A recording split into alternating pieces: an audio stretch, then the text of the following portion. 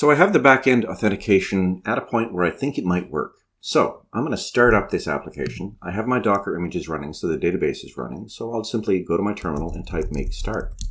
And that will start the backend. Okay, so it's compiled and it's running.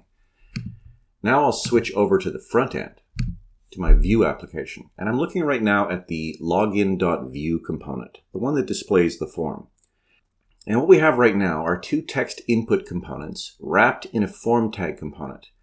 And the two input components are one for email and one for password. And I have the vModel directive here that binds this text input to, I hope, this value down here in the data function where I export default, the JavaScript for this component. So email is bound to one input and password is bound to the other input. And I also have, if you recall, this submit handler that is called. And of course, that is receiving a request from the form tag component, and that will execute this code right here. Okay.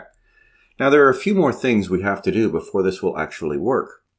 If you'll recall, a Vue component actually maintains its own data, and nobody else is aware of that data. And the problem I'm going to have is that even though I have this vModel directive up here, vModel for email and vModel for password, these components maintain their own state. They have their own data, and I need to get the data from those states all the way up to here somehow. So how am I going to do that? Well, it turns out if you look at the documentation, let's go look at the documentation for Vue, right over here. So I'm in this section labeled Form Input Bindings. And if you scroll to the very bottom of this page, way down to the bottom here, there's this section that says vModel with components. Well, that sounds promising, okay? And it tells me I should go read the usage with vModel in the components guide. So let's click on that. And what that actually says is that custom events can be used to create custom inputs that work with vModel. Remember that, and then it tells me that when I'm just working with a regular form, not a component, for example, if I bind this input to search text, that's exactly the same logic as what you see here. But when it's used on a component, it does this instead. Now, I'm not worried too much about this. I'm going to go down to where it says, here's that in action, and it shows you exactly how to do it. Basically, we just need to make a simple modification to our template. Okay, so there's a link to this in the course resources for this lecture, and you can read it at your leisure. But let's go take care of it. It's really easy. So I'm going to go back to my editor, and I'm going to look at the text input component. Okay, so text input.vue.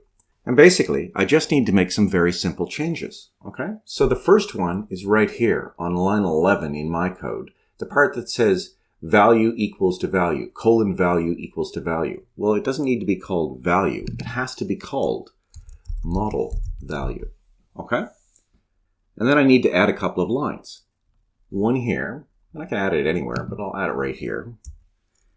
At input, and this is right out of the page I was just looking at, I'm going to $emit. So the input will emit, and then in parentheses, and then in single quotes, update, colon, model value, comma, and then $event.target.value. So I have to add that line, okay? And all of this has to be wrapped in double quotes, which I should have noticed as I was typing it. That looks better. So that change has to be made. And down here in my props, I'm going to get rid of value and just make that model value, because I changed the name from value to model value. So that, in theory, should take care of that required change. Now let's go back to our login.vue and just make sure this works. And I'll make sure it works just by doing this. I'll put in a horizontal rule, and this will go away in just a minute. This is just so we can see that it works. And I'll just put in here, say, email. And then I'll put out the value of, I think I called it email. Okay, we'll make sure here. Let's scroll down and see what that is called. Yes, it's called email. So now I'll open up my terminal, and I'll type npm run serve.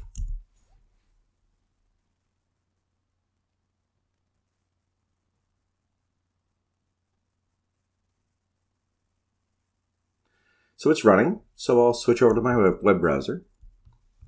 and go to a new tab and go to localhost 8080. And we'll go to the login screen. And now I have my little email display here, and it's currently set to nothing because there's nothing in it. But when I type email in here, me@here.com, now it's bound as it should be. So that means that the data, or the state for the text input component, is now emitting its data to its parent component. And because we made the change in the text input component, it should have an effect here, and it also should work here on password. So that means that at this point, I can actually try to log in and see if we got everything else right.